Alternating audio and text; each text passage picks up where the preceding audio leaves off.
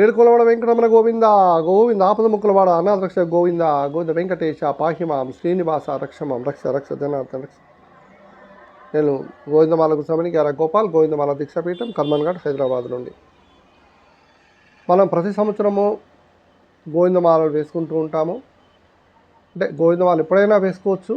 ఆపద ముక్కులవాడి కంటే ఆపద వచ్చినప్పుడు మాల వేసుకొని ఆయనను సేవించుకోవచ్చు. కానీ వైకుంఠ ఏకాదశిని అనుసరించి అందరం అంటే ప్రతి ఒక్కరూ ఈ గోవిందమాల వేసుకుంటారు. దాంట్లో భాగంగా మనము శ్రీరంగం వెళ్ళి రంగనాథుడి దగ్గర కొలువై ఉన్న రామానుజుల వారి సన్నిధిలో మాల వేసుకుంటాం. ఎందుకంటే వైష్ణవ సాంప్రదాయం ప్రకారం ఆయన ఆదిగురు.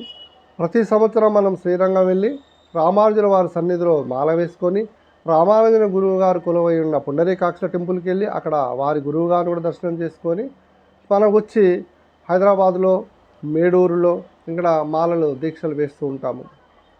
దానిలో భాగంగా మాతో కలిసి వచ్చి గోవిందమాల వేసుకోవాలనుకున్న వాళ్ళు శ్రీరంగంలో రంగనాథుని ముందు అంటే రామానుజుల వారి ముందు వేసుకోవాలనుకున్న వాళ్ళు మాతో రావచ్చు. ప్రతి సంవత్సరం అందరం అలాగే వెళ్తూ ఉంటాము. ఈసారి 13వ తారీఖు నవంబర్ 13వ తారీఖున 9 గంటలకి ఇక్కడ కాచుకుంటే ట్రైన్ ఉంది. దాంట్లో వెళ్ళి 14వ తారీఖు మాలధారణ ఉంటుంది. 15వ తారీఖు లోకల్ ఉన్న టెంపుల్స్ అవన్నీ చూస్తాం. 16వ తారీఖు తిరుగు ప్రయాణం.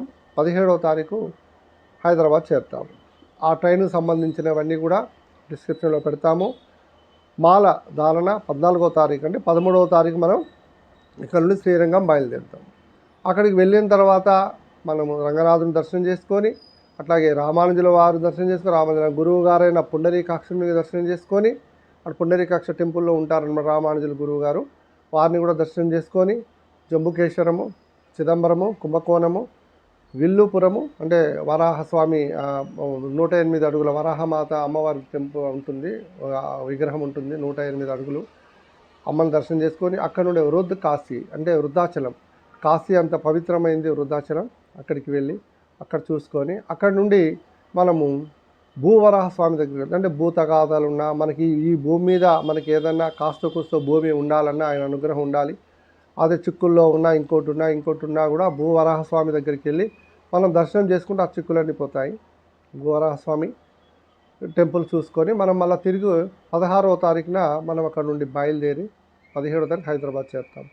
మాతో రావాలనుకున్న వాళ్ళు, ఈ గుళ్ళు చూడాలనుకున్న వాళ్ళు లేకపోతే ఇంకా ఎవరైనా సరే మాతో రావచ్చు. మాల వేసుకున్న వాళ్ళే రావాలని ఏమీ లేదు. మాల వేసుకున్న వాళ్ళు ముందుగా మాకు చెప్పండి, టికెట్స్ దానికి సంబంధించినవన్నీ కూడా అరేంజ్ చేస్తాము. అక్కడికి వెళ్ళిన తర్వాత ఏం జరుగుతున్నది, భోజనాలు కానీ ఇంకోటి కానీ అక్కడ ఉన్న వెసులుబాటు బట్టి ఉంటాయి. టైంని బట్టి ఇంకా ఎక్కువ గుళ్ళు చూడవచ్చు, లేదా మనం మళ్ళీ గుళ్ళు కూడా తగ్గవచ్చు.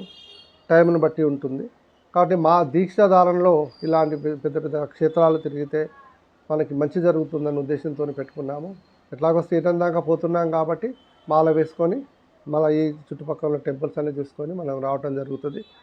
మాతో శ్రీరంగం వచ్చి మాల వేసుకోవాలనుకున్న వాళ్ళు తప్పకుండా మమ్మల్ని కాంటాక్ట్ చేయాలి. ట్రైన్ నెంబర్లు ఇవన్నీ కూడా డిస్క్రిప్షన్లో పెడతాము. నవంబర్ 13వ తారీఖు ప్రయాణం, నవంబర్ 16వ తారీఖు తిరుగు ప్రయాణం, 17వ తారీఖు హైదరాబాద్లో ఉంటాము. మేము ఇక్కడికి వచ్చిన తర్వాత హైదరాబాద్లో కానీ చుట్టుపక్కల వాళ్ళ నెల్లూరు, కడప, కర్నూలు అందరూ వస్తుంటారు మాల వేసుకోవడానికి. ఈసారి మేడూరు నేను దాని డిస్క్రిప్షన్లో పెడతాను.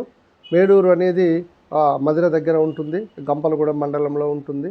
ఆ కొండ మీద గోవిందమాల దీక్షాపరుల కోసం అక్కడ స్వయంభూగా వెలిసిన వెంకటేశ్వర స్వామి టెంపుల్లో ధ్యాన మందిరం కట్టాము. అక్కడ మాలను వేసి ఒక 3 రోజులు అక్కడ ఉండడానికి అవకాశం ఉంటుంది.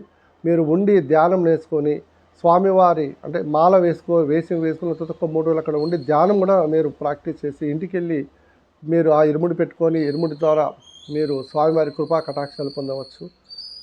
ఫస్ట్ శ్రీరంగంలో మాల వేసుకొని వచ్చిన తర్వాత మనం హైదరాబాద్లో మాల వేయటం జరుగుతుంది. దాని తర్వాత మేడూరులోనే ఉంటాము, మేడూరులోనే మాలలు వేయటం జరుగుతుంది. ఎవరైనా సరే 10 మంది దాటి ఉంటే మీరు ఎవరికైనా మాలలు వేయాలంటే మమ్మల్ని సంప్రదించండి, మేము తప్పకుండా వస్తాము. మేము వచ్చి మాలలు తీస్తాము, ఇరుముళ్ళు కడతాము. గమనించాల్సింది ఏమిటనంటే గోవిందమాల అంటే స్వామి గృహస్థాశ్రమంలో ఉంటారు. మీరు మాల వేసుకున్నప్పుడు ఇరుముడి కట్టుకోవాలి. అలా కట్టుకున్న ఇరుముడిని తల మీద పెట్టుకొని ఇంటికి వెళ్ళి ఇంట్లో పీట వేసి స్వామిని కూర్చోబెట్టుకొని ఆ దీక్ష ఉండే రోజులు అక్కడే పూజ చేయాలి. ఎట్టి పరిస్థితుల్లో ఇల్లు వదిలిపెట్టి బయటికి వెళ్ళి ఉండకూడదు. అంటే గృహస్థాశ్రమం ఉన్న వాళ్ళు వెళ్ళకూడదు. సన్యాసి అంటే బ్రహ్మచారులు అయితే వారు బయట ఉండాలి. వారి నియమాలు వేరు, మన నియమాలు వేరు. కాబట్టి మీరు ఎవరైనా ఎక్కువ మంది ఉండి మాల వేయడానికి మమ్మల్ని పిలిస్తే మేము వస్తాము. చక్కగా మాలలు వేస్తాము, ఇరుముళ్ళు కడతాము. మా దగ్గర అన్ని రకాలు దొరుకుతాయి. స్వామివారి సంచులు, స్వామివారి ఇరుముడి సామాను, స్వామివారి టవలు, స్వామివారి ఈ బ్యాగులు, స్వామివారి క్యారీ బ్యాగ్స్. అంటే మనం ఇరుముడి కట్టుకున్న తర్వాత దాన్ని ఎక్కడ పడితే అక్కడ పెట్టకుండా మనం దాన్ని చక్కగా మన బ్యాగ్లో పెట్టుకోవటానికి బ్యాగులు ఇవన్నీ కూడా ఉన్నాయి. మీకు ఎవరికైనా కావాలంటే మమ్మల్ని సంప్రదించండి, మేము పంపిస్తాము. దానికి ఎంత ఛార్జెస్ ఉంటే పే చేయండి. కాబట్టి మాతో శ్రీరంగం వచ్చి రంగనాథుడి సన్నిధిలో దీక్ష తీసుకునే వాళ్ళు మీరు ఎన్ని రోజులైనా తీసుకోండి. 7 రోజులుగా లేదా 11 రోజులా లేకపోతే రావండి. లేదా ఈ క్షేత్రాలు చూస్తాము మీతో పాటు వస్తుంటే మేము తప్పకుండా తీసుకెళ్తాము. తప్పకుండా మాతో రండి, క్షేత్రాలన్నీ చూడవచ్చు.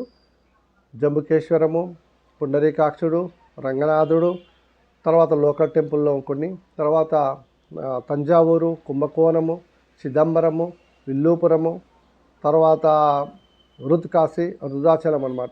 వృద్ధాచలము, తర్వాత భూవరాహస్వామి టెంపుల్ చూస్తాము. ఇవి ఖచ్చితంగా అనుకుంటున్నాము. కాస్త వెసులుబాటుని బట్టి చూస్తాము. ఇంకా ఎక్కువ కుదిరితే ఎక్కువ చూస్తాము, లేదా కొన్ని మిస్ అయ్యి కూడా అవ్వచ్చు. దాన్ని గమనించుకోవాలి. జయ శ్రీమన్నారాయణ, జయ శ్రీమన్. మీకు ఎవరైనా రావాలనుకుంటే మాకు ముందుగా తెలియచేయండి. ట్రైన్ నెంబర్స్ పెడతాం. మీరే ట్రైన్ టికెట్ బుక్ చేసుకోండి. మీకే ట్రైన్ నెంబర్స్ అవన్నీ పెడతాము.